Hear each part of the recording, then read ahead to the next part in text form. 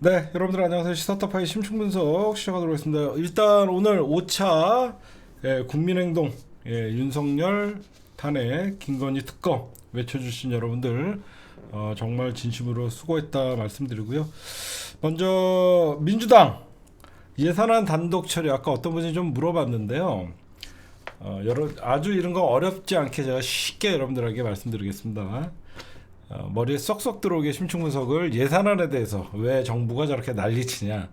그러니까 여러분들 예산이라는 건요. 기획재정부는 예산을 편성하는 데죠. 기재부라고 있죠. 기재부가 예산을 3월이나 5월 달 정도에 예산을 편성을 해요. 매년 3월인가? 아마 예산을 편성을 하면 그 예산이 내년 그 다음 해 그거를 이제 국회의 예산결산위원회라고 있죠. 예결위에서 심사를 합니다. 그러니까 국회가 만약에 올해 500조 필요해, 500조 필요해 어느 부처부터 이제 쫙 올려요. 기재부에게 각 행정부처가 내년 필요한 예산들을 쫙 올려요. 그래서 그럼 기재부가 예산을 딱 받아요. 그래서 그러면 내년 예산은 660조로 한다. 뭐 이런 거예요. 그렇게 하시면 될 것 같고. 그래서 이제 정부가, 정부안이라고 합니다. 기재부에서 이렇게 예산을 편성했습니다라고 이걸 국회에 보내요. 그러면 국회의 예산결산특별위원회, 이거는, 뭐, 중복이 가능한 상임이에요. 그럼 예결위에서 이렇게 봅니다. 예결위에서 보니까 677조가 올라왔어요. 근데 그 세부 항목을 이제 상임위별로 심도 있게 검사를 합니다. 했더니 결론부터 말씀드리면 정부가 낸 그 예산안보다 이번에 민주당이 4조 1천억을 깎았어요. 4조 1천억 원을 깎았어요. 그렇게 보면 여러분 677조 중에 4조면 그렇게 많이 안 깎은 것 같은데 라고 하지만 예산에 여러분들 거의 한 3분의 2 정도는요 고정지출이에요. 고정지출. 뭐 예산 677조를 확 깎아 그렇게 할 수는 없어요. 예산의 3분의 2 정도는 거의 고정지출이에요. 그러니까 만약에 우리가 들어가는 뭐 기초생활연금 어디야 1년에 몇백조 뭐 이런 식으로. 근데 4조 1천억 원이 이게 돈만 보면 엄청나게 큰 돈이잖아요. 대부분 검찰 특활비, 그 다음에 대통령실의 특수활동비나 검찰 특정 업무 경부비 이런 거에 4조가 날라간 거예요. 그래서 난리를 친 겁니다. 이제 여러분들에게 본격적으로 어느 부분에서 4조 1천억 원 정도이 삭감됐는데 세부 항목으로는 대통령 비서실 국가안보실의 특수활동비가 82억 5,100만 원을 삭감을 했습니다. 그러니까 대통령실 국가안보실의 특수활동비 이거를 82억 5,100만 원을 전액 삭감. 그다음에 삭감을 했고 검찰의 특정 업무 경비 특경비라고 하죠. 경찰의 특경비를 얼마인 줄 아세요? 검찰의 특경비가 무려 506억 9,100만 원을 전액 삭감. 검찰이 506억을 날린 거예요 지금. 거기에다가 특활비는 또 따릅니다. 특별활동비 이거는 특정 업무경비가 506억 원, 특활비가 80억 9천만 원. 대부분 이 80억 9천만 원 갖고 돈 돌리는 거예요. 특정 업무 경비는 어떤 게 있냐면요. 뭐 마약 수사를 위해서 뭐 어떤 뭐 여러 가지 뭐 새로운 뭐를 도입한다. 뭐 여러 가지 그런 게 있고요. 그다음에 이 검찰의 특활비 80억 9,900만 원을 전액 삭감을 했고요. 그다음에 감사원 특경비 45억. 감사원에서 특수경비 45억을 삭감을 했고요. 거기에 감사원도 특별 활동비가 있습니다. 15억. 이것도 전액 삭감을 했고요. 그다음에 경찰 민중의 곰팡이 민중의 몽둥이 경찰 특활비가 31억 6천만 원 전액 삭감. 그 다음에 4조 8천억 규모의 정부 이게 중요한 거예요. 정부가 예비비라는 게 있어요. 예비비는 언제 쓰는 거냐면요. 갑자기 긴급 재난, 뭐 수해, 뭐 어떤 화재, 뭐 이런 거 있잖아요. 천재지변에 의한 어떤 국가적 큰 어떤 사고가 났을 때 국가가 예비비라는 거를 좀 만들어놔요. 그 예비비가 4조 8천억 원 규모인데 이거를 반토막 냈어요. 2조 4천억 원으로. 왜 그랬냐면 대부분 예비비가 남을 때가 있잖아요. 그래서 이 예비비를 대통령실에서 특수활동비로 갖다가 뺏었어요. 그러니까 모자라는 돈들이 있으면 정부의 예비비를 갖다가 이것들이 쓰고 그랬거든요. 정부의 예비비를 갖다가 특활비나 이쪽을 쓰고 그렇기 때문에 아마 그래서 정부의 예비비를 반토막으로 줄인 거예요. 그 다음에 여러분들에게 이제 가장 중요한 거, 제가 늘 얘기하잖아요. 국회는 증액의 권한이 없다. 감액만 할 수 있다.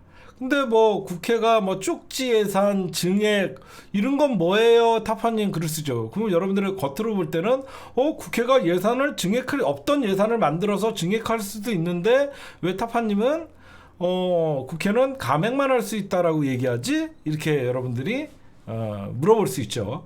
국회가 증액을 할 때는요, 반드시 정부의 동의를 받아야 돼요. 무슨 말씀인지 아시겠죠? 국회가 정부의 동의를 받는 거, 예를 들어서 만약에 민주당이 이번에 수해 지원을 위해서 이거 수해 지원금 좀 증액을 해야 되겠다, 이거 좀 늘립시다. 그럼 정부도 굳이 수해 지원금 늘리자고 하는데 정부가 반대할 일은 없죠. 그래서 국회가 증액 의견을 기재부나 정부에게 알리면 정부가 동의를 해주면 국회에서 증액이 가능한 겁니다. 그러나 그러니까 예를 들어서 증액은 정부의 동의를 얻어야 되지만 감액은 국회의 마음입니다. 그래서 국회가 깡패인 거예요. 그래서 저쪽이 저렇게 난리를 치는 거야.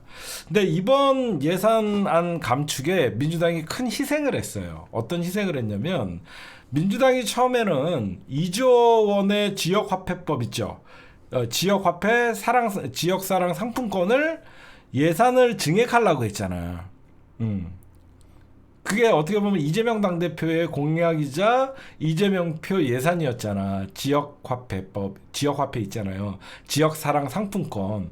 근데 민주당에서 만약에 이재명 당대표를 상징하는 지역화폐 상품권의 증액을 요구를 하고 나머지 어떤 검찰의 특경비나 특수활동비 같은 거를 전액 감액을 하면 이것도 방탄 뭐 이런 식으로 욕을 먹을 수 있기 때문에 민주당이 과감하게 2조 원의 지역화폐 예산 등의 증액을 포기했습니다. 누가 봐도 이재명 당대표가 원하는 어떤 지역화폐의 2조 원을 포기하고 오히려 검찰의 특활비나 감사원의 특활비, 특경비를, 그리고 대통령의 예비비, 대통령실의 특수활동비를 전부 날린 거예요. 이제 이해가 가시죠? 민주당이 이렇게 과감하게 전부 특경비나 검찰의 특수활동비, 특수업무 추진비 이런 것들을 날릴 수 있었던 것은 민주당도 이재명 당대표가 원했던 지역사랑 상품권이나 이런 것들의 증액을 포기했다. 이렇게 설명을 해주면 어디 가서 여러분들이 예산안이 왜 국힘당이 난리를 치고 하는지 조금 이제 쉽게 이해가 가죠. 국회는 예산에 증액을 할 때는 정부의 동의를 얻어야 되고 감액을 할 때는 국회 차원에서 마음대로 할 수 있기 때문에 감액을 다 야당이 의석수가 깡패죠. 그래서 예결위가 민주당이 과반이 넘으니까 국힘당 애들은 퇴장한 가운데 민주당이 땅땅땅 끝 이렇게 된 겁니다. 그러면 이제 어떤 일이 있냐? 이렇게 되면 이제 민주당은 분명한 확고한 입장이에요. 쓴 내용을 갖고 와라. 검찰 같은 경우엔 특경비 쓴 거 갖고 오면 타당하게 썼는 거 같으면 지출 내역을 갖고 와라. 그러면 그만큼 다시 증액해주겠다라고 하죠. 아마 이제 내년 딱 되면 이제 아우성이 될 겁니다. 검찰은 자기 돈 써서 이제 여태까지 국민의 세금으로 떡값 받던 놈들이 이제는 자기 돈 쓰면서 수사를 해야 되는 상황이 올 수도 있죠. 그럴 경우에는 이제 깨갱을 합니다. 뭐든지 여러분들 이 자본주의 국가에서는요 돈으로 때려잡아야 돼요. 돈으로 때려잡아야지 깨갱합니다. 이제 처음에는 민주당이 밉지만 나중에 어떻게 돼? 이게 다 윤석열 때문이야가 되는 거예요. 그쵸? 처음에는 민주당이 감액을 해갖고 짜증나고 민주당을 욕하지만 나중에는 이게 원망이 누구한테 가냐면 윤석열한테 가요. 진짜라니까? 여러분들 봐봐요. 나중에 이게 다 윤석열 때문에 검찰까지 모든 경찰, 검찰, 감사원 지금이야 민주당 욕할지만 나중에 그 원망은 다 그쪽으로 돌아가게 돼 있습니다, 여러분들. 진짜 이게 돈이 왜 이러면 칼자루를 민주당이 쥐고 있으니까. 결국은 민주당을 계속 욕하다가는 민주당이 추경이라도 해줄 수 있잖아. 무슨 말씀인지 아시겠어요? 왜 쟤네들이 검찰이나 감사원이나 대통령 얘네들이 민주당을 계속 공격을 못하냐면 계속 니네들 민주당한테 그랬다가는 끝까지 추경 안 해주거든요. 추경도 여야 합의로 해야 돼요. 지네 맘대로 못해요. 근데 민주당이 그래 검찰 너무 불쌍하고 그러니까 얘따 10억 민주당 마음이에요. 에이 그래? 그 정도야? 저 요즘 빵꾸난 양말 신고 다녀요. 에이 전에는 뭐 신었는데 루이비통이요. 그래? 알았어. 그래도 빵꾸난 양말은 그렇잖아. 얘따 5억 민주당 마음이에요. 그쵸?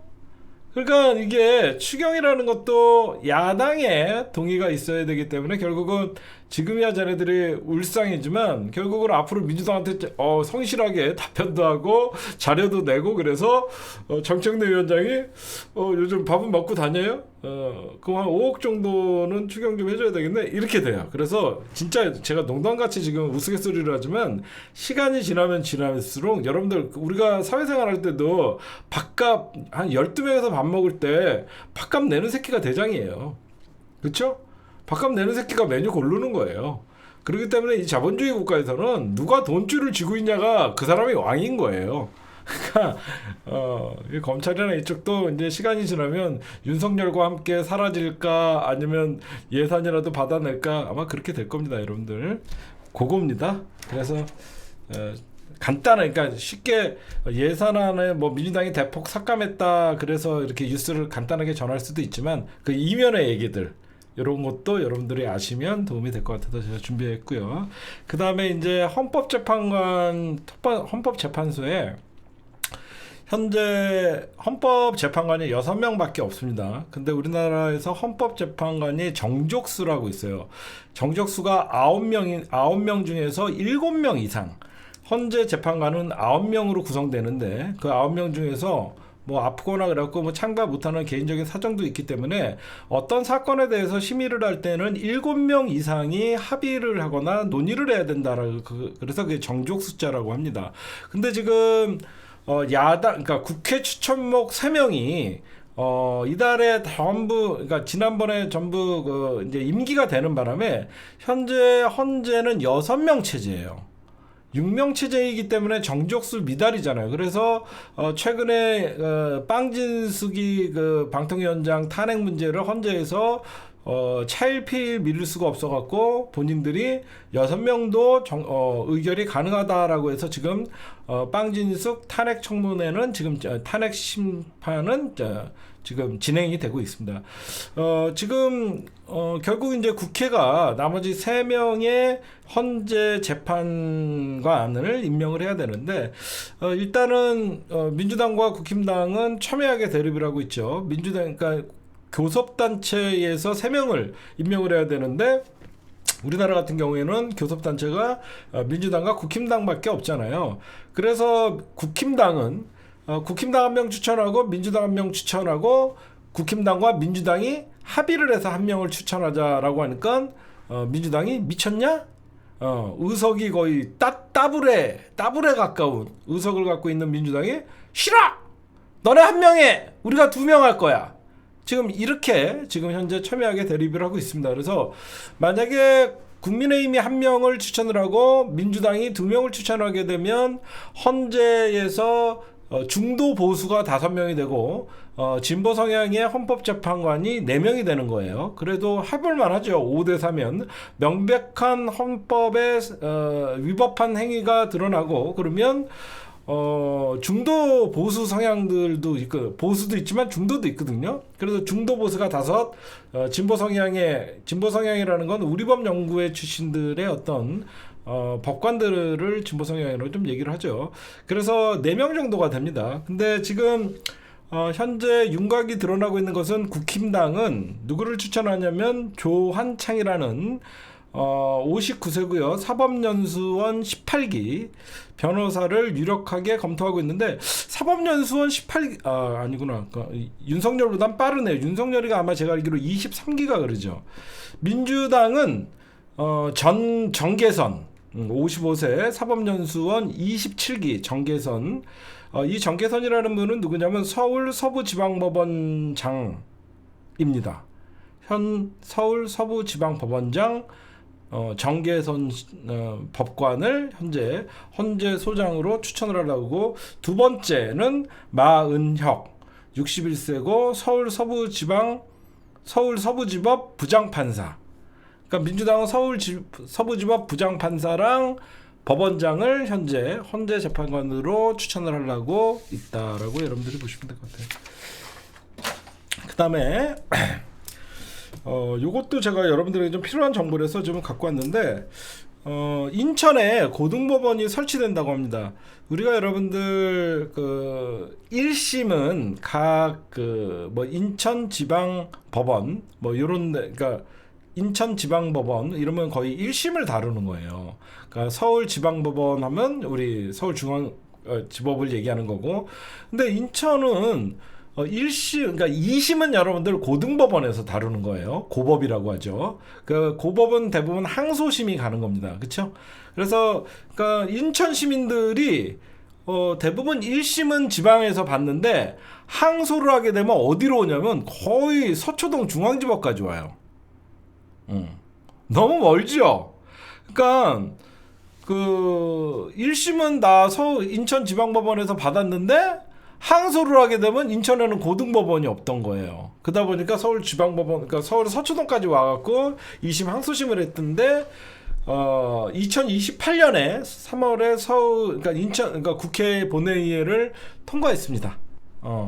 본회의를 통과해서 인천에도 이제 고등법원이 생긴다. 그래서 아마 한 430만 여기에는 인천에 고등법원이 생기면 한 430만 명 정도가 혜택을 받게 될 것 같아요. 인천, 경기, 부천시, 인천과 부천, 김포 이쪽 인구들 합치면 430만 된다니까 될 것 같습니다. 필요한 정보가 됐고 여러분들에게 좀 알려드린 거고. 그 다음에 지금 며칠 전부터 상설특검 얘기가 나오죠. 지금 상설특검 얘기가 나오고 그러니까 민주당 측에서는 상설특검은 이미 국회에 있는 법이기 때문에 윤석열이가 거부권을 행사하지 못한다. 그래서 민주당이 김건희 특검과 상설특검 투 트랙으로 가는 어떤 한 축의 어떤 방법을 쓰는 것이고 국힘당이나 대통령실 입장에서는 민주당이 상설특검까지는 뭐 할 수 있다. 근데 그 상설특검의 추천안을 민주당이 이번에 개정을 하면서 그게 위헌 소지가 있다라고 하면서 지금 뭐 권한쟁의 심판 뭐 여러 가지 위헌 뭐 이거 소송을 통해서 그리고 설사 올라온다 그래도 임명하지 않겠다라고 합니다. 그러니까 상설특검 개정을 가지고 이제 시비를 거는 건데 여러분들이 보셔도 원래는 여러분들 국회에서 상설특검은 7명으로 이루어져요. 그러니까 7명으로 이루어지는 상설특검 후보를 원래 7명을 하는데 여당 추첨, 그러니까 여당 2명, 야당 2명, 뭐 법제처 뭐 그런 식으로 갖고 7명이 돼요.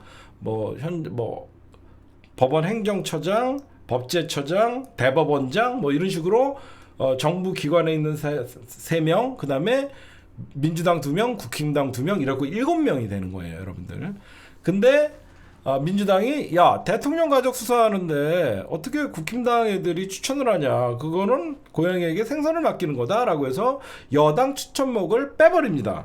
그러니까 이걸 그 대신 개정안에 따르면 상설특검 후보는 민주당이 2명 추천하고 조국혁신당이 1명을 신청을 하고 진보당이 1명을 신청을 해요. 그래서 총 4명 중에 2명을 올리면 대통령이 둘 중에 하나를 고르는 걸로 해놨어요.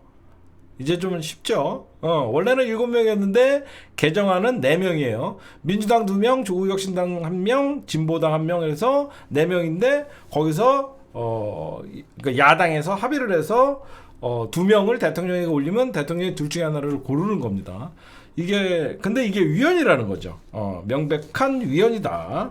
왜냐면 그건 누가 봐도 대통령 가족 수사하는데 여당 추천목을 빼는 거는 당연한 건데, 이제 여기서 이제 저는 아마 상설특검도 무력화될 것 같아요. 왜 그러냐면 이게 법의 또 맹점이, 제가 며칠 전에도 말씀드렸지만, 그러니까 후보 추천위가 2명을 대통령에게 추천을 하면 대통령은 3일 이내 골라야 돼요. 3일 이내에 이 중 1명을 상설특검으로 임명해야 돼요. 3일 이내 임명을 해야 되는데 3일 이내 임명하지 않으면 어떻게 한다라는 조항이 없어요. 그러면 저 범미꾸라지인 윤석열이가 임명하겠습니까? 3일 이내에 대통령을 임명해야 된다까지만 있지, 임명하지 않을 시 자동으로 추천한 측에서 자동으로 임명된다, 이런 게 없다는 거야. 그러니까 임명 안 하겠지. 그건 문개일이지. 이건 나가리예요 사실. 윤석열이가 특검도 안 받는 놈이, 이거 여러분들 상설특검 너무 기대하지 마세요. 근데 이거를, 그러니까 민주당은 이제 너 임명 안 하면 대통령 가족 수사 막으려고 직무유기한 거다, 그거 탄핵 사유다라고 하지만, 저는 왜 이걸 좀 회의적으로 보냐면, 윤석열이가 이거 직무유기 말고도 탄핵 사유가 한두 개입니까? 안 그래요? 아니, 저거 자기 가족 지금 특검 거부하는 것도 사실 탄핵 사유인데, 상설특검 임명하지 않는 거 직무유기로, 왜 그러냐면 이거는 직무유기까지 가갖고 민주당이 탄핵 사유로 삼으려면 시간이 꽤 걸립니다. 이재일 변호사도 계시지만 권한쟁의 심판이랑 헌법소원으로 하게 되면요 최하 1, 2년 걸려요. 그렇죠, 이재일 변호사님. 지금 국힘당이 노리는 건 그거예요. 이걸 어떻게 해서든지 권한쟁의 심판, 그 다음에 헌법소원으로 끌고 가갖고 민주당의 상설특검을 무력화시키려는 거예요. 이럴 때는 민주당이 방법이 있죠. 이럴 땐 김건희 특검 말고 딴 특검을 해봐요. 상설특검으로 하나 안 하나. 안 그래요? 한동훈 특검을 상설특검으로 올려봐요. 어떻게 하나 보자고. 그치? 내가 만약에 민주당 전략가면 한동훈 특검을 상설특검으로 올리는 거야. 그러면 윤석열이가 어떻게 반응하나? 안 그래? 한동훈 특검을 상설특검으로 올리는 거야. 저 새끼는 나도 죽이고 싶은데, 어떻게 반응하는지 보면 웃기겠죠? 저걸로 개정안 말고 원안대로 국힘당 2명 추천, 국힘당 2명 추천하는 것까지 포함시켜서 원안대로, 저거는 또 그 어떤 위헌 요소로 싸울 수 있으니까, 야, 한동훈 특검 니네가 2명 추천해라. 누구 추천하는지 보면 재밌을 거 아니야. 갑자기 한동훈 특검에 국힘당이 임은정 검사를 추천을 해. 재밌지 않아요? 국힘당 너 한동훈 특검 할 건데 니네가 한 2명 추천해봐. 그랬더니 누구 추천하나 이렇게 보면 나오잖아. 그렇잖아. 한동훈 특검 하는데 국힘당이 누구 추천하나 이렇게 보면 답이 나오잖아. 그 다음에 이것도 좀 짚고 넘어갈게요. 지금 명태균 사건 연일 터지고 있죠, 여러분들. 명태균 사건이 연일 터지고 있는데, 이거 좀 이상해요. 저는 이 사건을 여러분들 검찰이 기류가 이상하다 안 믿습니다. 믿을 사람들이 없어갖고 검찰을 믿습니까? 저는 검찰을 절대 믿지 않는데, 제가 딱 보니까 이거는 이준석과 오세훈으로 꼬리 자르기입니다. 국힘당 이틀째 압수수색하고, 검찰이 국힘당을 이틀째 압수수색하고, 그 당시에 당대표였던 이준석 전 대표를 기록으로 확보하는데 사실 자료 아무것도 없거든요. 자료 아무것도 없거든요, 여러분들. 그러니까 자료 아무것도 없는데 뒤지는 척 하는데, 이건 결국은 요즘 이상하게 오세훈이가 계속 휘말리죠. 그렇죠? 오세훈이가 계속 등장을 하잖아요. 왜 그러면 윤석열이랑 김건희가 오세훈을 싫어하거든요. 윤석열이랑 김건희랑 오세훈을 좋아하지 않거든요. 지금 보니까 이거는 오세훈이랑 이준석이로 꼬리를 자르기로 검찰이 수사하는 척을 하는 건데 뭐 이상하지 않아요? 응?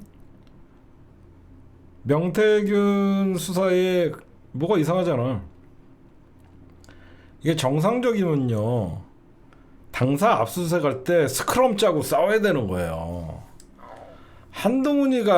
지금 한동훈이는 자기 목에 칼이 들어와 있으니까 명태균 사건으로 국힘당 압수수색 한다니까 땡이요 어서 합시오 문 열어주는 거야 지금. 어? 원래 이 검찰 권력이 입법부의 삼권 분립에 의해서 함부로 정당을 압수수색하거나 그러지 못해요. 응? 그렇잖아요. 민주당도 여러분들 윤석열 정부에서 예전에 민주연구원이나 이쪽 압수수색할 때 진짜 우리 같이 가갖고 싸워줬잖아. 우리 시민들까지 가갖고 막아주고 그랬잖아. 안 막잖아.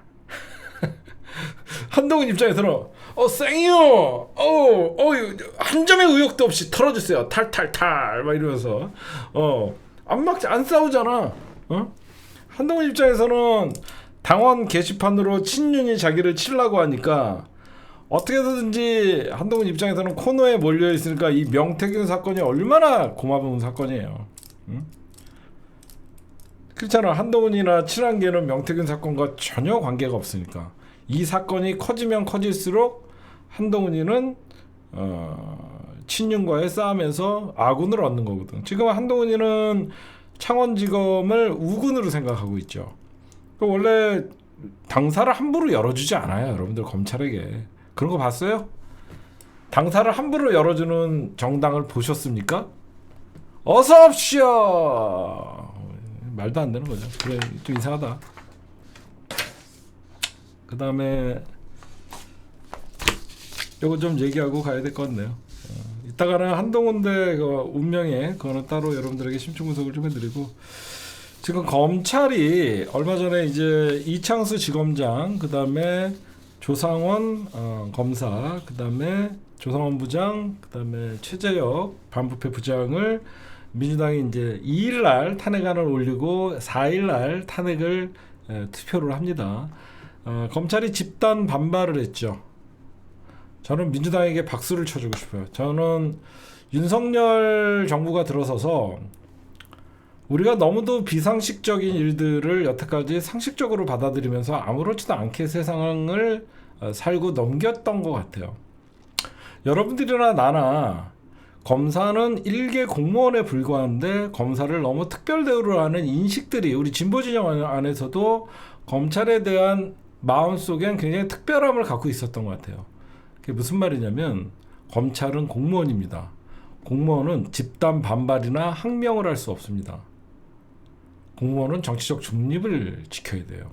근데 우리는 노무현 대통령 때도 그랬고 문재인 대통령 때도 그랬고 검찰이 집단 반발을 하면 검찰이니까 집단 반발을 할 수 있다라고 생각합니다. 전국 교직원 노동조합 정교조 공무원들이 자기네끼리 모여서 성명서 하나만 내도 바로 교육부에서는 징계를 합니다. 그렇죠? 저는 어떻게 보면 무슨 조폭놈도 아니고 지네가 공무원임에도 불구하고 부장검사 33인이 성명을 내고, 이거는 스스로들이 정치검찰이라는 걸 자인하는 거고, 아니 안 그래요?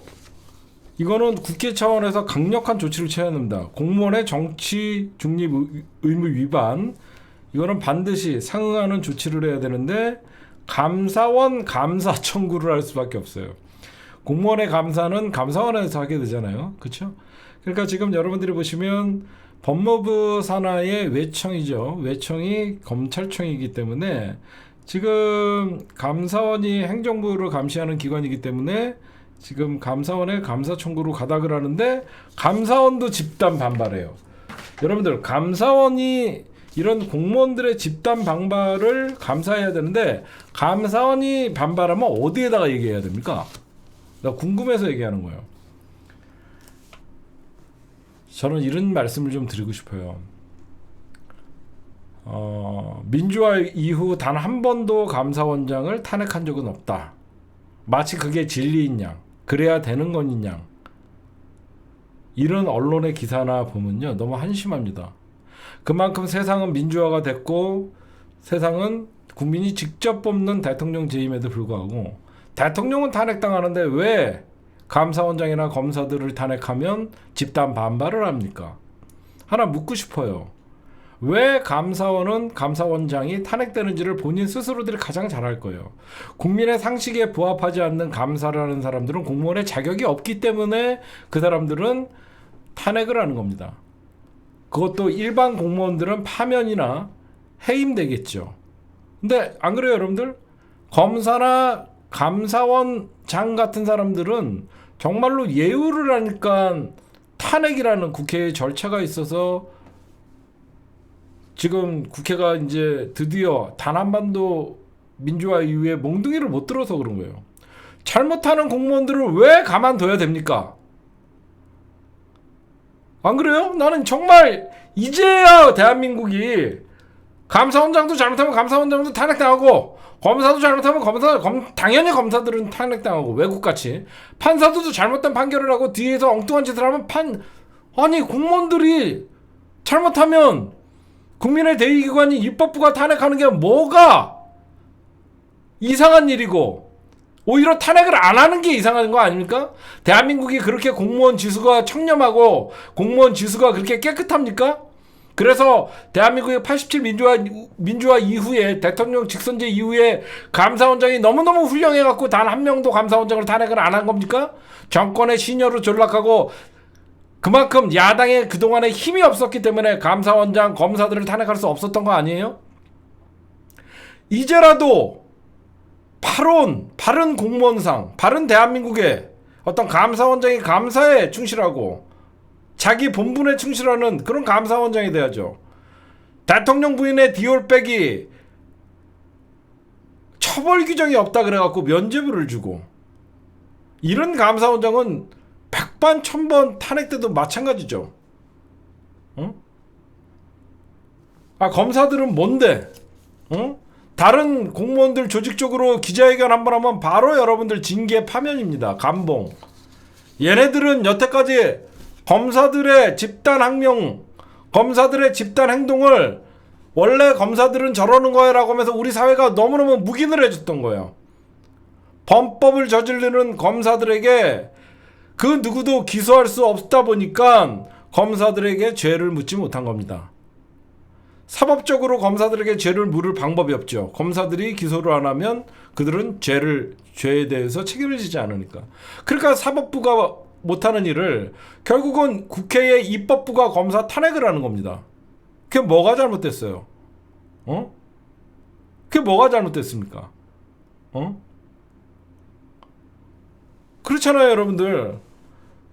검사 출신 정치인들 국회 들어올 때 그 사람들이 그렇게 세상을 똑바로 살아갖고 자기 호적에 그렇게 깨끗할까요?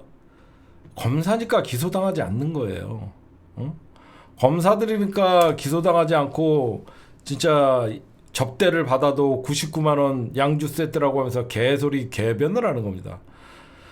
특활비를 여러분들 영수증 안 내면요, 딴 부처에서 특활비 썼다가 영수증 안 내면요 압수수색해갖고 전부 구속시킵니다. 제 말 틀렸습니까?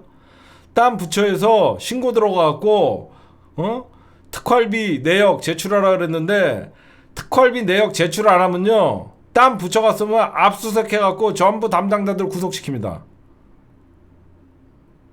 왜 검찰은 대한민국 법 위에서 사는데? 당연히 국민의 세금을 썼으면 그 증빙 자료를 국회에 제출해갖고 이렇게 돈을 썼습니다. 내년에도 이렇게 돈이 필요합니다. 왜 못 내는데? 룸사롱 쳐가갖고 돈 쓴 거 특활비 썼습니다 했다가는 맞아 뒤질 것 같으니까 못 내죠. 우리 검사들에게 명절마다 몇백만 원씩 떡값 돌렸습니다 하면서 영수증 낼라 그러니까 못 내죠. 그런 돈은 당연히 여러분들 감액해야죠. 안 그래요?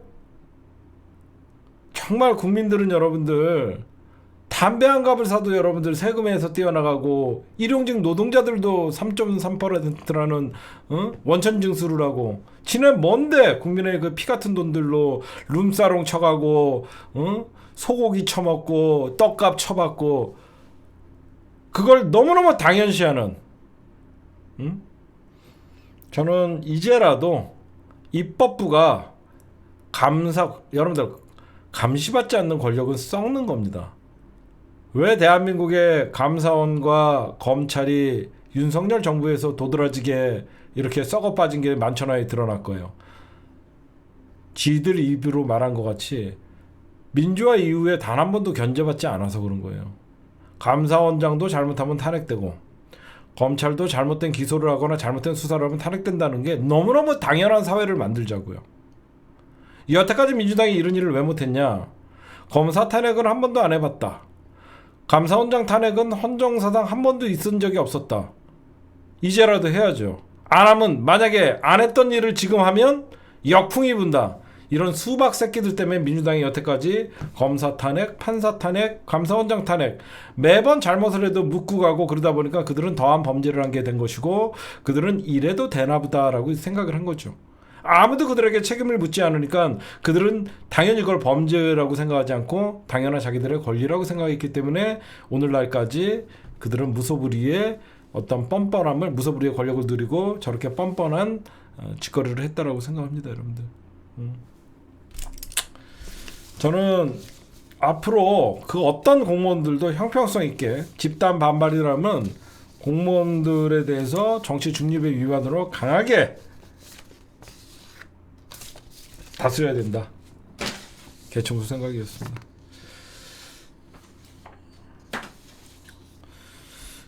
특히 감사원이나 검찰은 그걸 알아야 돼요. 왜 국민들이 검찰과 감사원에 대해서 분노하는지를 알아야죠. 권력에는 굴복하고. 안 그래요? 윤석열 정부와 이런 힘있는 김건희 같은 권력자들에게는 굴복하고 힘없는 국민들에게는 마구 무서운 사정의 칼날을 들여내고 그러니까 욕을 먹는 겁니다.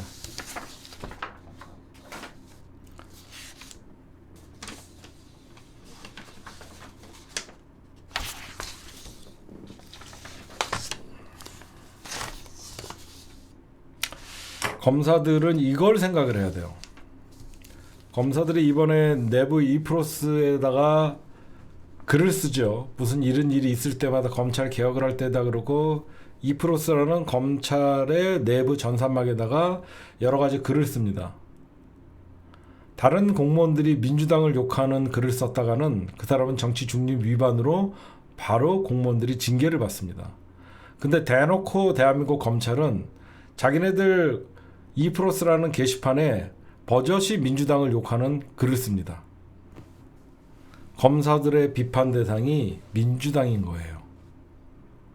정작 저는 윤석열과 검찰의 특징을 알았어요. 이번에 이 검사들의 집단 반발을 보면서 아, 윤석열과 검찰은 어떻게 이렇게 닮을 수가 있을까 했더니 검사들은 자기네들을 비판하는 목소리를 듣지 않아요. 윤석열도 안 그렇죠. 그렇죠, 여러분들? 지금 생각해보면 서초동에서 100만 명이 촛불을 들었는데 정경심 교수님을 구속을 하더라고요. 검찰은 단 한 번도 자기네들에게 덤비는 놈들이 없었기 때문에 무서움을 몰라요. 저러다 말겠지 합니다. 우리가 민주화 이후에, 그렇죠? 민주화 이후에 군부 권력이 꺾이면서 검찰 권력이 사실상 세상을 지배했죠. 군부 독재 시절에들은 검찰은 그냥 안기부에서 불려가면 뒤지게 쳐맞고 오고 쪽도 못 쓰는 안기부 대공실에서 검사 새끼들 불러갖고 마음에 안 들면 뒤지게 패고 검찰은 그냥 사실 권력의 개밖에 안 됐었는데 그런 검찰의 권력의 개들이 어느 순간 권력의 핵심이 된 게 사실상 민주화 이후거든요. 생각해봐요. 그렇죠?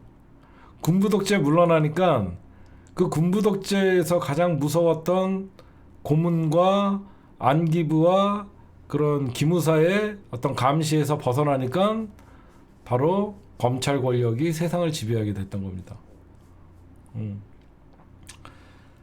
지금 세상은 지금 여기저기서 전국에서 교수님들이 3,000명이 넘는 교수님들이 들고 일어나서 윤석열 정부와 검찰을 비판하고 있는데 본인들만 듣지 못해요. 이게 무슨 말이냐면 본인들은 이미 전국에서 들고 일어나서 시국선언을 하고 검찰을 비판하고 도이치모터스 주가 조작 사건에 대해서 무죄 판결에 대한 검찰에 대한 엄청난 비난이 있고 국민들은 이 검찰을 해체해야 된다라는 이런 비난의 목소리를 그 어떤 것도 듣지 않나 봐요. 귀 닫고 있나 봐요. 그러다 보니까 오로지 자기네들에게 불이익이 될 만한 사안들에 대해서만 비판의 목소리를 듣고 있는 거죠. 귀를 쳐닫고 있으니까 세상이 어떻게 돌아가는지를 모르는 거예요. 정상적인 검사들이라면 이런 정권의 개가 되느니 차라리 국민의 종이 되겠다라고 하는 검사들이 나와야 됩니다. 지금쯤은 미친놈들이에요. 지금 여러분들 시국선언이 여러분들 올 때마다 옛날 같았으면 참 이게 울림이 있고 심지어 최근에 서울대 동문들이 부끄럽다라고 할 정도로 시국선언을 하면 이게 왜 중요한 거냐면요. 여기저기서 윤석열 정부 이러다가 안 된다는 경고음이에요. 시국선언이라고 쓰고요. 윤석열 정부에 대한 경고음이라고 읽는 거예요. 그러면 이미 전국에 있는 수많은 3,000명이 넘는 교수님들과 연구자들이 윤석열에게 그 대한민국의 학자분들, 지식인들이잖아요. 그럼 대한민국의 지식인들이 윤석열 정부에게 경고음을 날렸다는 것은 이미 윤석열 정부에 대한 평가가 끝났다는 것이죠. 근데 윤석열은 아무 자기에 대한 경고인지 뭔지 그냥 오로지 김건희 저는 제 아내의 특검만 막으면 됩니다. 제 아내는 저를 대통령 만들어주신 분입니다. 왕자 보십시오. 이런 놈이거든요. 그러다 보니까 김건희 특검법을 통과시키라 그래도 거부권을 생각하고 그냥 아예 귀를 쳐닫고 있는 검찰이랑 똑같은 거예요. 그냥. 응?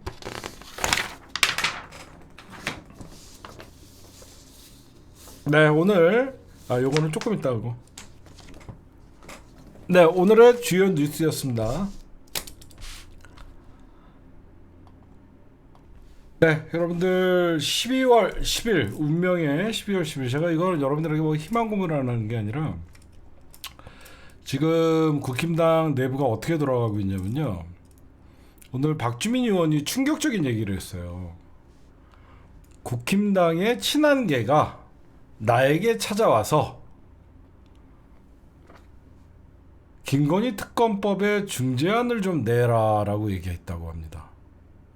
제가 저번에 여러분들 좀 이상하다 그랬죠. 왜 민주당이 어떤 상설특검법을 김건희 특검법 수정안을 냈냐. 그게 무슨 말인지 알아요?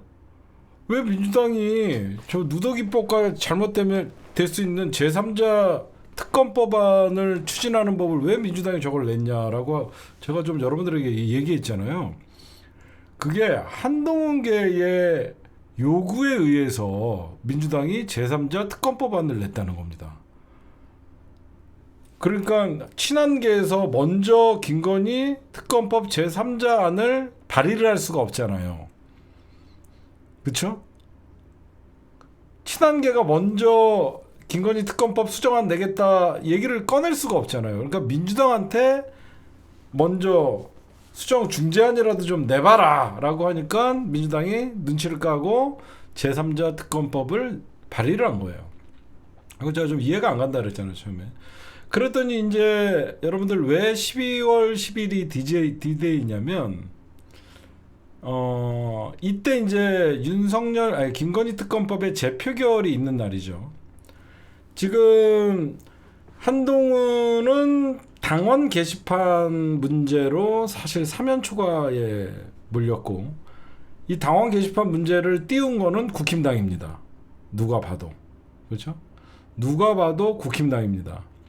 그렇기 때문에 국힘당이 띄었기 때문에 이거는 뭐냐면 노골적으로 한동훈 찍어내기예요. 노골적인 한동훈 찍어내기예요. 그러면 한동훈에게는 시간이 언제까지 있죠? 12월 10일까지밖에 없는 거예요. 만약에 김건희 특검법이 부결이 될 경우에는 한동훈의 쓰임새는 끝난 겁니다. 그렇잖아.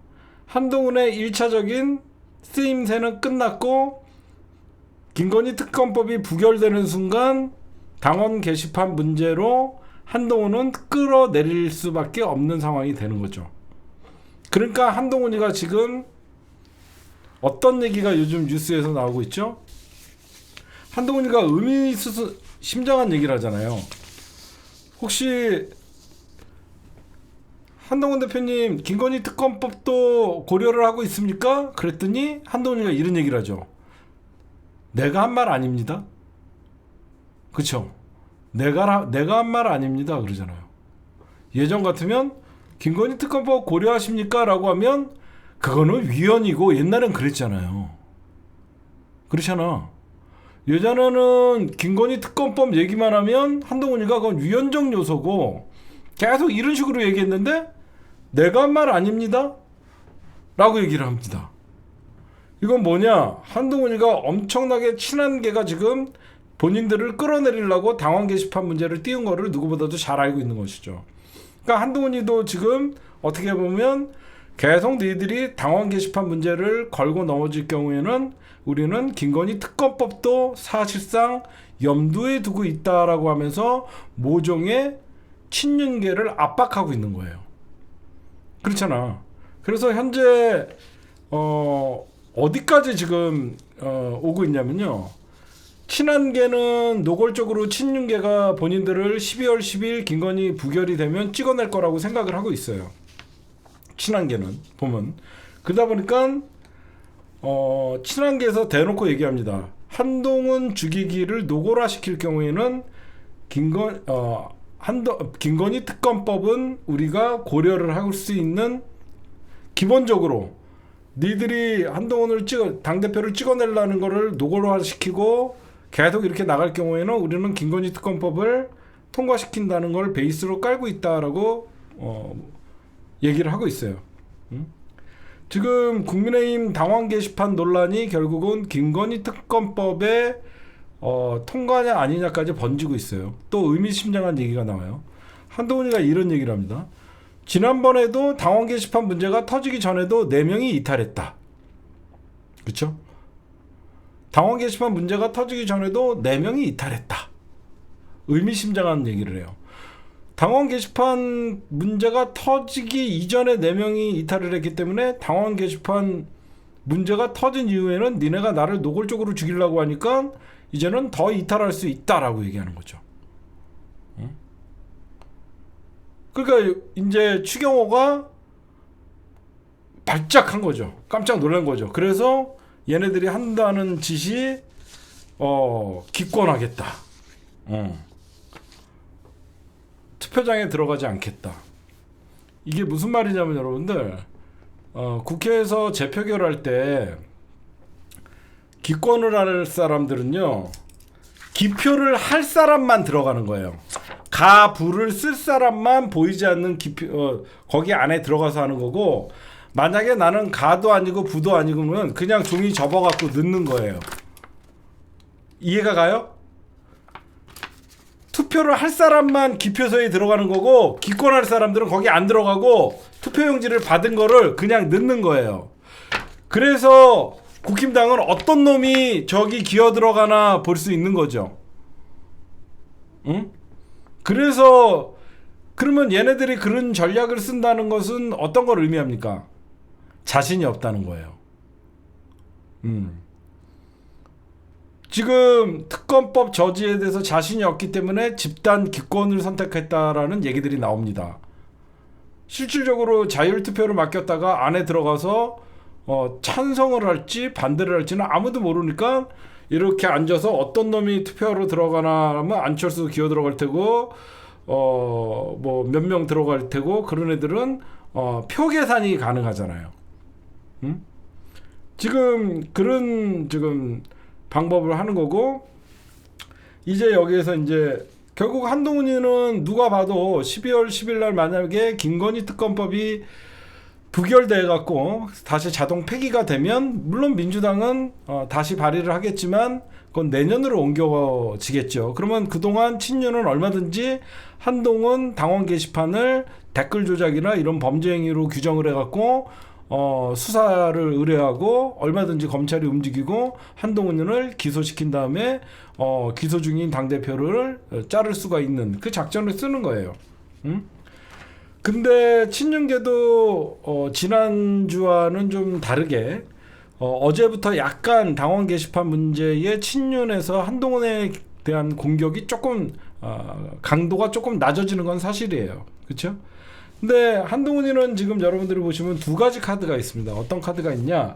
하나는 명태균 사건. 그래서 국민의힘 당사를 검찰이 압수수색 들어오니까 어서 오시오라고 하는 거. 한동훈은 명태균 사건과 김건희 특검이라는 두 가지의 카드를 쥐고 있는 것이고 나머지 열흘 정도 이제 협상이나 용산과의 어떤 물밑 대화가 있을 테고 용산에서는 무조건 변함이 없습니다. 한동훈 찍어내야 된다. 용산에서는 무조건 한동훈 찍어내야 된다라는 목표를 삼고 있기 때문에 지금 이 D-Day가 12월 10일 12월 10일 이전에 당원 게시판 문제를 여론화시키는 건 성공을 했죠 이미. 그렇죠?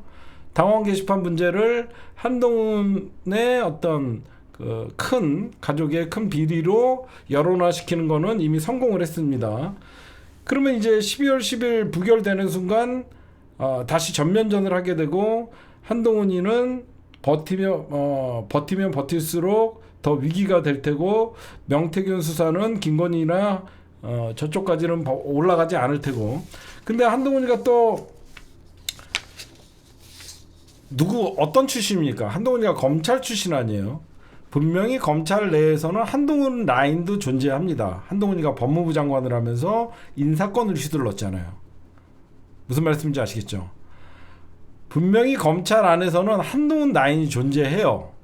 한동훈이가 법무부 장관을 하면서 검찰의 인사권을 쥐고 있었기 때문에 지금 한동훈이가 마지막으로 위기감을 느껴서 어떤 얘기까지 하냐면 명태균 사건의 어떤 이 공천 개입 사건 있잖아요. 어떤 명태균 사건의 공천 개입 사건이 김 여사까지 올라갈 수도 있다라고 얘기를 하고 있어요. 떠들고 있어요. 그래서 저는 이거는 간복이라고 생각해요. 언론들이 마치 그러니까 언론들이 너무 오두방정을 떠는데 이거는 어디까지 한동훈이는 윤석열에게 나 찍어내지 말아라 라고 하는 모종의 딜인데 이걸 한동훈이가 공천개입수사 김건희까지 올라갈 수 있다라는 여지가 있다라고 얘기를 함으로써 마치 창원지검이 대선 때 지방선거 때 김건희와 윤석열에게까지 어떤 수사 범위를 확대할 것이다라는 막연한 기대를 하는데 그건 천만의 말씀이에요. 이 명태균 사건은 제 눈에는 이미 보여요. 여러분들에게 결론을 먼저 말씀드리면 명태균 사건의 희생양은 이준석과 오세발이로 이미 정했어요. 이준석과 오세발이로 이미 명태균 사건은 마무리하려고 이미 검찰의 수사 라인이나 이런 것들이 보이고 있고요. 지금 김건희랑 윤석열에게 올라가지 않기 위해서 중앙지검에서 인원이 보강된 겁니다. 그것만 봐도 절대 창원지검에서 김건희랑 윤석열까지 올라가지 못해요. 그러다 보니까 지금 창원지검에서 국힘당 당사를 압수수색하는 것은 이준석을 잡는 것이고 계속 명태균의 녹취록이 터질수록 오세훈이가 계속 코너로 몰리는 거예요. 여러분들은 어떻게 보실지 모르지만 결국은 한동훈이가 코너로 몰리면 몰릴수록 김건희 특검법에 대한 유혹에서 과연 어떻게 벗어날지 먼저 쳐서 이 정부랑 전면전을 펼칠 것인지. 왜 그러냐면 한동훈이가 김건희 특검법 받겠다라고 선언하는 순간 전면전이거든요. 그렇죠? 또 하나의 야당이 생기는 거예요. 친한계라는 또 하나의 야당이 생기는데 저는 절대 그렇게 못한다고 계속 말씀드립니다. 한동훈은 이 싸움에서 윤석열을 이기지 못해요. 여러분들 한동훈에게 기대도 하지 마세요. 한동훈은 윤석열과 이 싸움을 하면 절대 이기지 못합니다. 왜?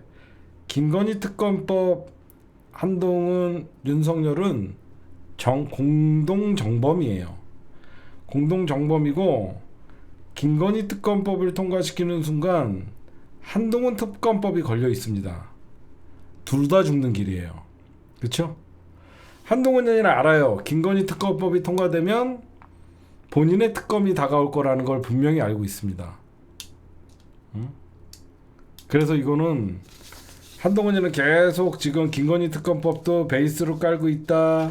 명태균 수사에 있어서 김건희 공천기일까지 올라갈 수 있다. 계속 바람만 넣는 거예요. 이거는 여러분들이 속으면 안 돼요. 제가 볼 때는 12월 10일 날은 부결될 가능성이 크고요.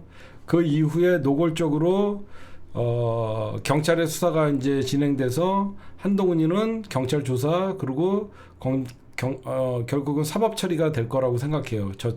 당원 게시판 어떤 댓글 작업이나 이런 걸로.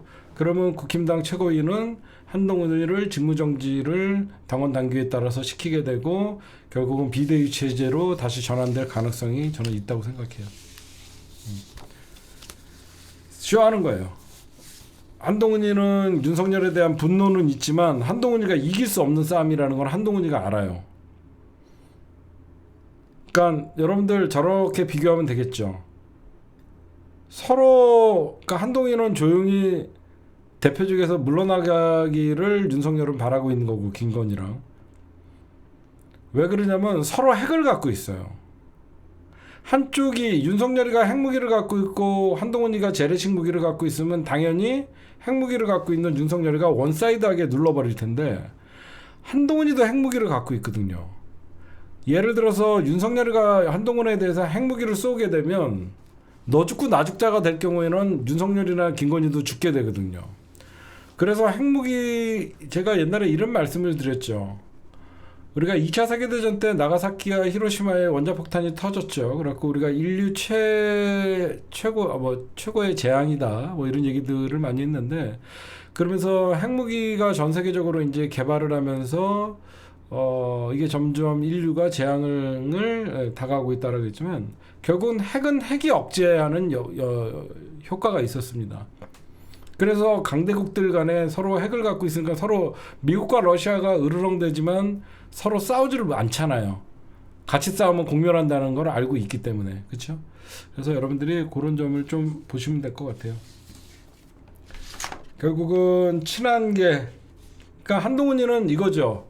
만약에 통과돼도 내가 그런 생각하고 있지 않다 이렇게 발뺌을 하는 거죠. 친한계가 어떻게 나올진 모르겠어요. 근데 그게 한동훈의 뜻은 아니다. 비겁하죠 한동훈이는. 자기가 직접 김건희 특검법도 협상의 대상이다 이렇게 얘기 못하고 김건희 특검법도 이번에 논의 대상입니까? 했더니 제가 한 말 아닙니다. 이런 식으로 피해 나가죠. 그러니까 한동훈이는 윤석열에게 이번에 김건희 특검법 부결시켜줄게 나 찍어내지 마라 라고 계속 모종의 화해 제스처를 보내는 거고 윤석열과 김건희는 너는 안 돼 이 새끼야. 응? 네가 누구 덕에 법무부 장관이 되고 제1야당의 당대표가 되고 누구 덕에 비대위원장이 되고 누구 덕에 출세를 했는데 이 새끼가 이제 와서 내 등에다가 칼을 꽂으려고 그래? 너 같은 새끼는 절대 안 돼. 응? 한편에선 이런 얘기가 나오잖아요. 윤석열과 한동훈이가 이재명보다 한동훈이를 더 미워한다라는 소리가 진짜 나오잖아요. 제가 볼 때는 12월 10일 날은 진짜 한동훈이가 살라 그러면 김건희 특검을 통과시키는 건데 그렇게 되면 자기도 죽는다는 걸 알고 있기 때문에 제가 이 싸움은 윤석열이가 이길 수밖에 없는 싸움이라고 생각해요. 개인적으로는. 교착 상태기보다 저는 한동훈이가 이 싸움에서는 못 이겨요. 원래 정치라는 게 진짜 권력을 잡으려고 그러면요 자기 걸 던져야 되거든요. 근데 한동훈이는 그럴 준비가 안 돼 있는 놈이잖아요. 그렇잖아. 권력이라는 것을 잡으려 그러면 그만큼 희생을 해야 되고 자기 걸 던져야 되는데 한동훈은 절대 자기 손에 피 묻히지 않고 자기가 다치는 걸 원치 않거든요. 그러니까 얘는 안 되는 거예요. 그러니까 제가 왜 한동훈이가 결국은 떨어져 나갈 거라고 얘기하냐면, 이러면 어떻게 되냐면요, 한동훈을 믿고 한동훈이가 당원들에게는 인기가 많기 때문에 주변에 친한계라고 하면서 모여뒀던 의원들이 다 떨어져 나가요. 무슨 말씀인지 아시겠죠? 어? 처음에 윤석열이가 너무 인기가 없으니까 미래 권력인 한동훈에게 일찌감치 줄 서서 친한계라고 활동을 했던 의원들이 한동훈에게 다 떨어져 나가는 거예요. 저런 사람을 내가 믿고 했다 그러면서 이제 친한계 자체가 이제 힘이 없어지는 거예요, 여러분들. 그렇게 보시면 될 것 같아요. 그 다음에 세다 민주당 6개월 안에 승부수 띄운 이유.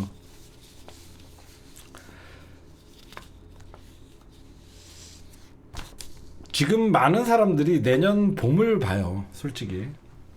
어떤 분들은 올해 안에 윤석열이 탄핵된다, 그거는 희망사항이고, 대부분이 내년 봄부터 본격적인 윤석열 탄핵의 목소리가 크게 울릴 것이다 라고 얘기를 합니다. 그래서 오늘 더불어민주당이 5차 장애 집회를 했는데, 거기서 이제 김민석 의원이 6개월 안에 승부를 보겠다 라고 하는 의미심장한 얘기가 나왔어요. 그러면서 김건희는 감옥에 갈 것이다. 이건 무슨 뜻이냐면요, 민주당 의원들을 만나갖고 사실 제가 오늘도 저거 1번 하나 힌트를 드릴게요. 운명의 12월 10일이죠. 그렇죠? 지금 친한계와 친윤계가 완전 진짜 벼랑 끝에서 싸우다가 갑자기 소강 상태에 들어갔어요. 친윤계가 공격을 멈췄어요, 잠시. 그 뭐냐, 굳이 이렇게 막다른 골목에서 너 죽고 나 죽자로 당원 게시판 문제로 싸우다가는 진짜 김건희 특검 문제가 잘못하면 통과될 수도 있겠다라는 위기감인데, 내가 만약에 민주당에 책사면 저는 김건희 특검을 12월 10일에서 민주당이 뒤로 조금 더 옮기면 좋을 것 같아요.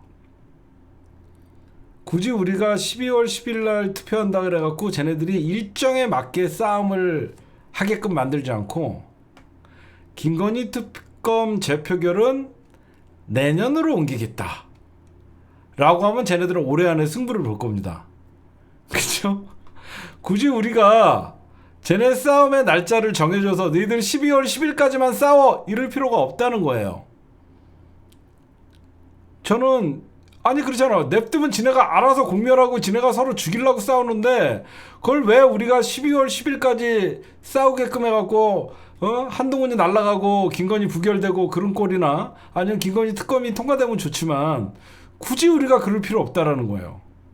그렇죠. 우리가 예측을 못하게 쟤네 싸움이 언제 멈추지 못할 정도로 우리가 굳이 연말에는 민생의 현안에 더 신중하게 민주당이 좀 접근을 하고 민생 챙기는 모습을 보여주면서 지금 시국이니까 김건희 특검 재표결은 내년으로 미루겠다 이렇게 좀 던져놓으면, 그쵸?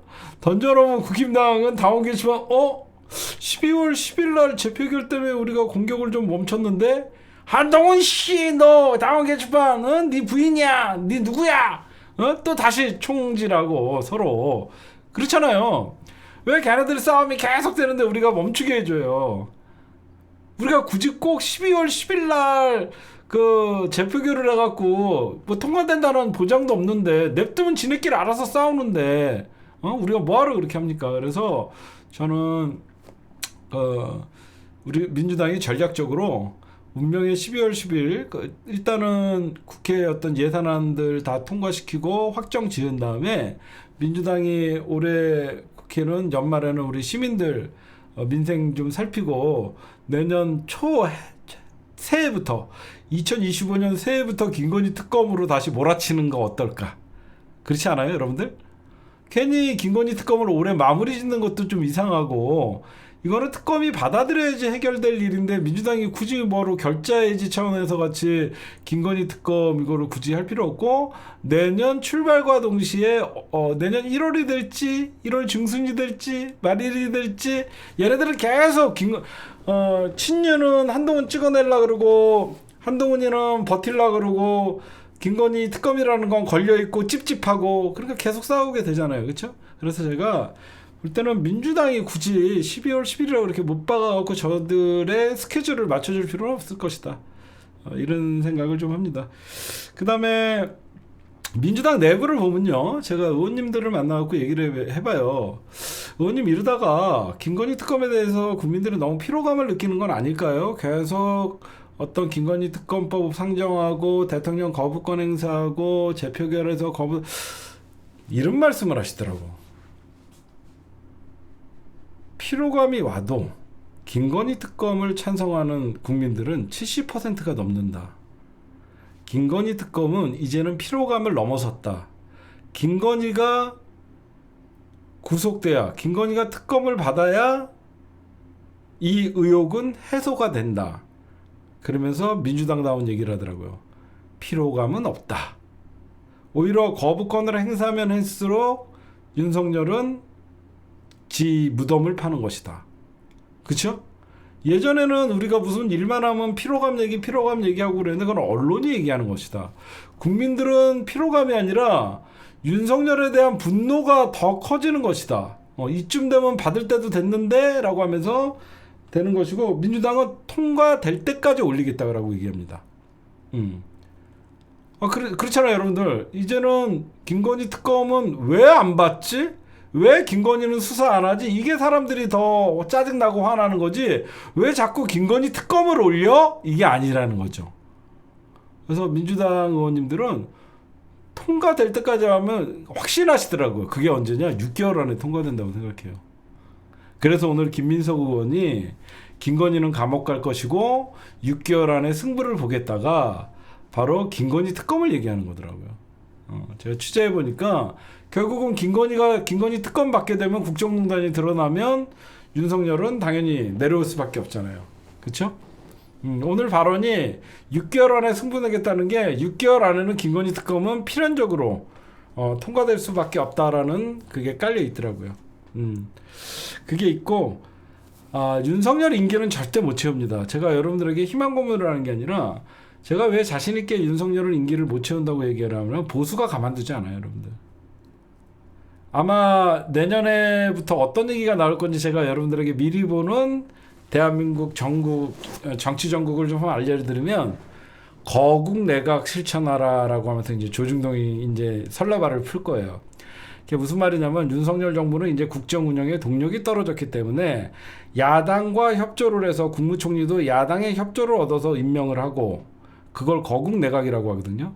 거국 내각을 꾸려서 임기를 갈 것이냐, 아니면 고집불통으로 임기 단축, 개헌 또는 탄핵을 당할 것이냐, 그걸로 아마 내년은 그게 화두가 될 거예요. 아마 내년에는 그게 가장 큰 화두일 거예요. 임기 단축, 개헌이냐, 아니면 거국 내각. 지금 윤석열이가 살 길은 사실 거국 내각인데 민주당이 거국 내각 받으면 안 되죠.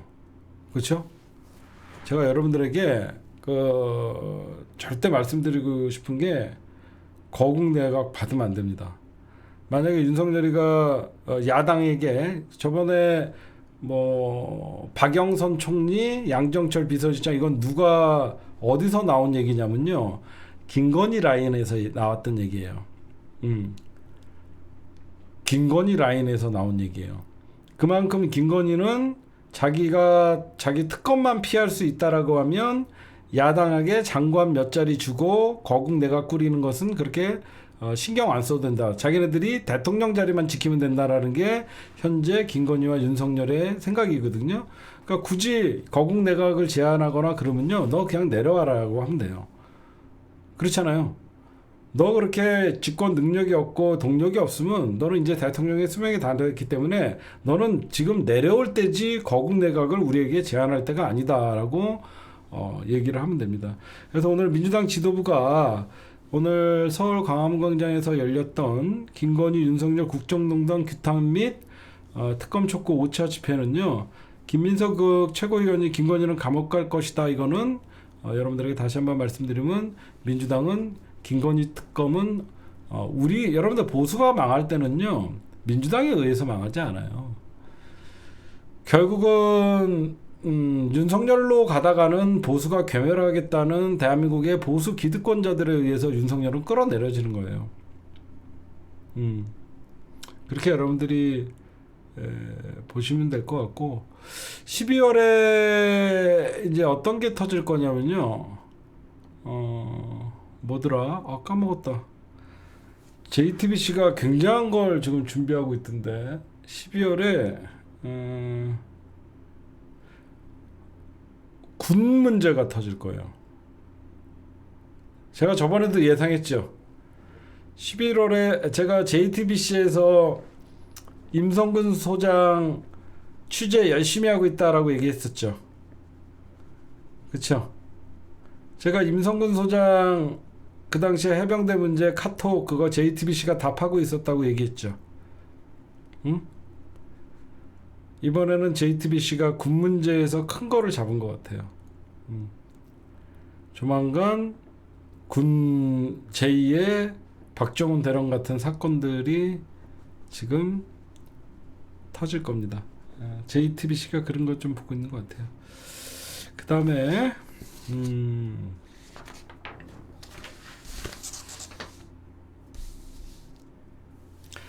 여러분들, 한동훈이랑 이재명 당대표는 어떻게 보면 민주당의 대권 후보는 이재명 당대표죠.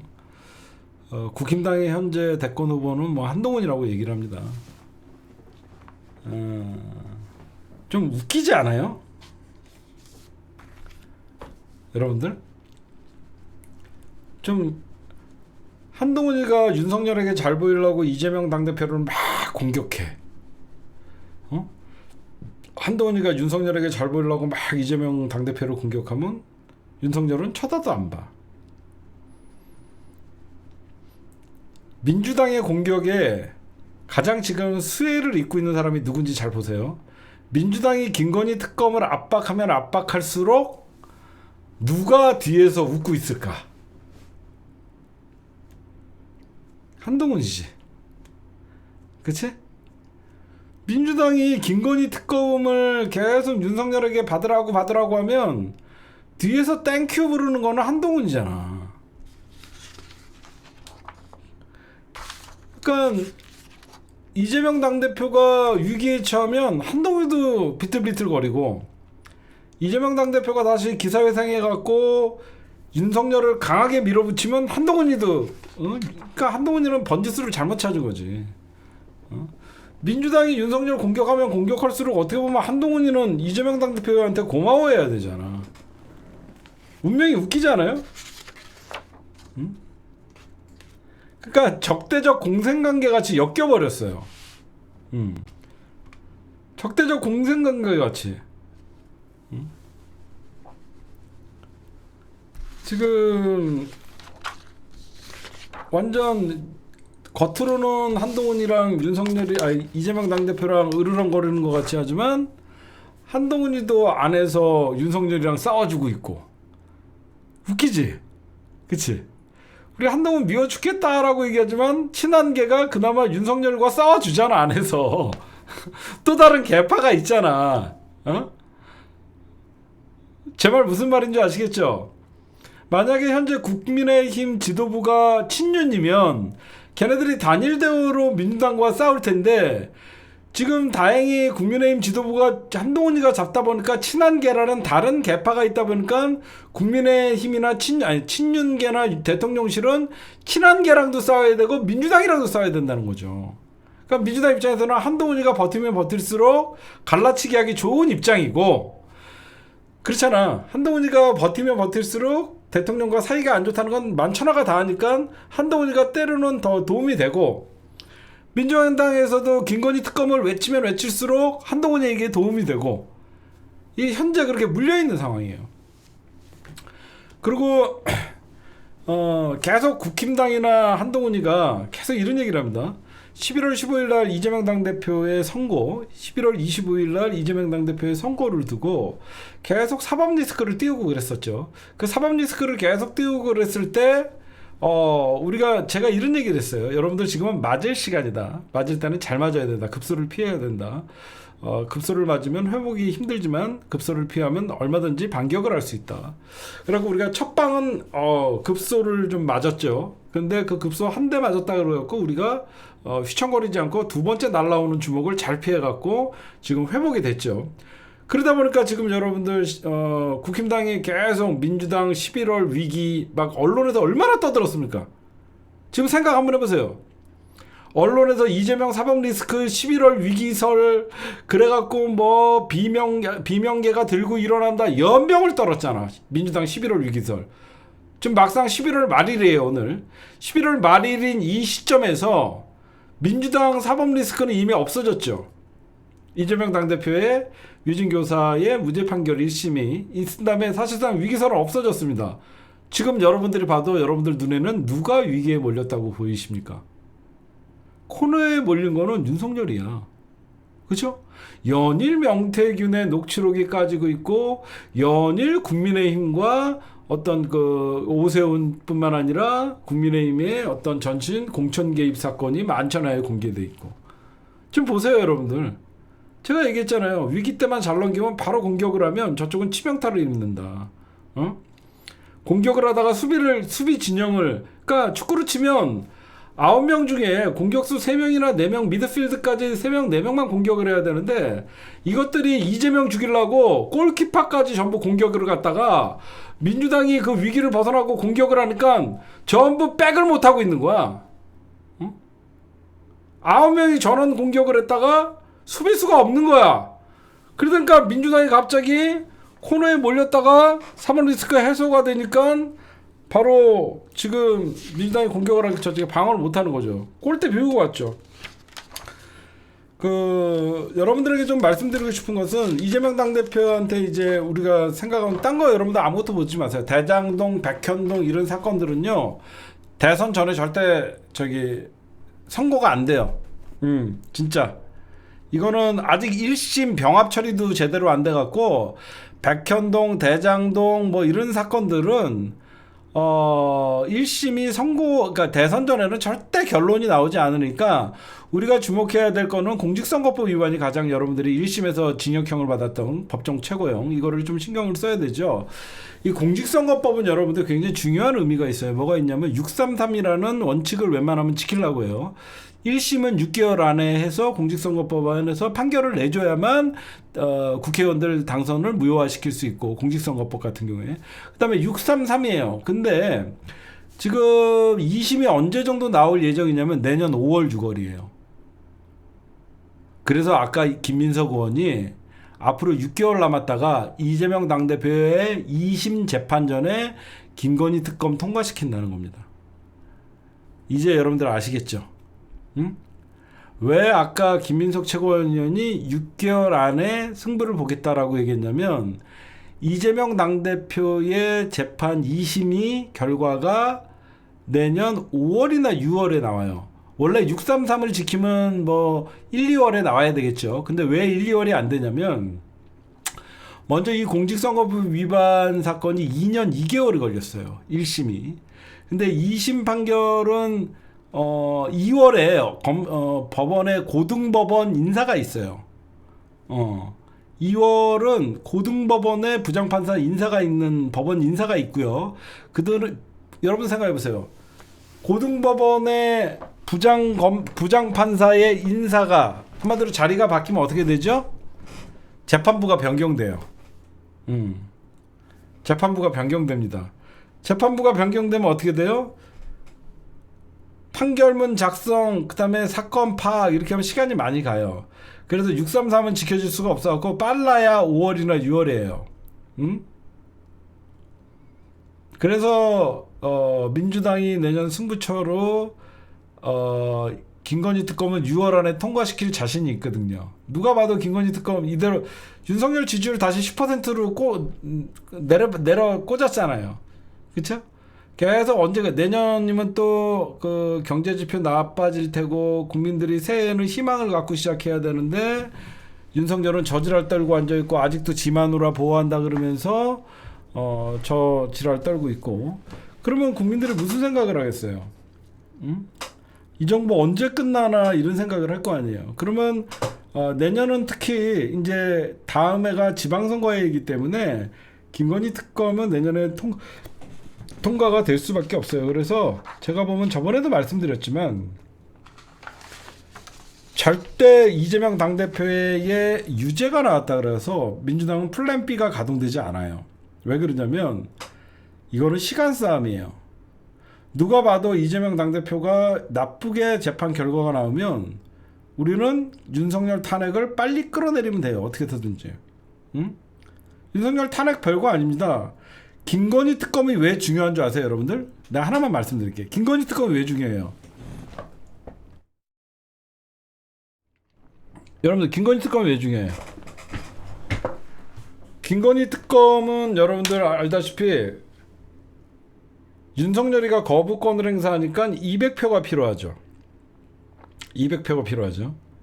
김건희 특검은 사실상 탄핵의 전초전이에요. 김건희 특검이 통과되는 순간 윤석열 탄핵도 통과됩니다.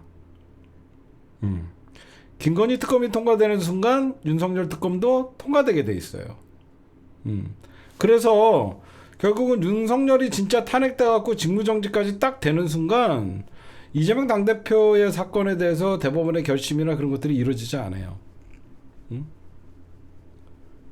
그렇죠. 탄핵도 200석이 있어야 되고 김건희 특검도 200석이 있어야 되는데 저쪽 그래서 민주당이 탄핵보다는 김건희 특검을 계속 찔러보는 게 윤석열을 김건희 특검에 찬성을 하는 사람은 사실상 윤석열은 끝났다라고 결론을 내리고 그 특검에 찬성을 해주는 거거든요. 그러니까 민주당도 결국은 시간 싸움이라는 걸 알고 있기 때문에 여러분들이 너무 조급해할 필요도 없다. 이럴수록 여러분들 제가 뭐라 그랬어요. 이재명 당대표의 지지율이 올라가면 사법부도 함부로 못합니다. 이 국민의 선택의 권리를 사법부의 잣대로 국민의 어떤 투표권을 어떻게 보면 침탈하는 거거든요. 저는 이런 일은 벌어지지 않을 텐데 이재명 당대표가 요즘 부쩍 상법 개정안에 여러분들 열을 올리고 계세요. 왜 그러면 금투세 문제는 어떻게 보면 여당 주도하에 민주당이 끌려 들어가서 찬성을 해주는 꼴이 됐었죠. 근데 이번에 상법 개정안이라는 것은 사실 소액 주주자들의 권리 보호를 위해서 이제 금투세 찬성해줬지만 근본적인 해결책 회사가 방만 경영을 하는 것만 책임을 물었는데 이제는 주주들도 이사의 충실 의무, 그러니까 이사의 충실 의무를 회사만 현재는 책임을 지게 돼 있는데 이 상법 개정안의 핵심이 뭐냐? 그 회사의 주주들도 충실 의무의 대상으로 표시하자는 게 지금 이재명 당대표인데 지금 집권 여당인 윤석열이나 국민의힘이 금투세 폐지는 환영을 했지만 상법 개정에는 어떤 재계의 말을 듣고 반대를 했는데 윤석열은 이거 굉장히 이중적인 모습이죠. 올 2024년 1월 달에 주식시장이 개정할 때 1월 2일 날 한국거래소에서 윤석열이가 뭐라 그랬냐면 소액주주 이익을 반영하도록 상법을 개정을 추진하겠다 그랬었어요. 찾아봐요. 다 있어. 이거 이재명 당대표가 얘기한 게 아니라 윤석열이가 1월 2일 날 올해 1월 2일 날 주식시장 시작할 때 올해는 소액주주들의 이익을 위해서 상법 개정을 반드시 저희가 추진하겠습니다. 이 지랄 떨었었어요. 근데 이제 와서 입 싹 닫고 안 한다는 거예요. 응? 그러니까 민주당이 지금 니들 왜 말이 바뀌냐. 특히 이복현 금감원장도 주주까지 충실 의무 대상이 되어야 한다라고 하면서 누차 이복현까지 금감원장까지 얘기를 했는데 이제 와서 지금 반대를 하고 있죠. 아니 진짜 금감원은 몇 차례나 이런 간담회를 했었어요. 근데 이재명 당대표가 이거를 들고 나오니까 그냥 반대를 하는 겁니다.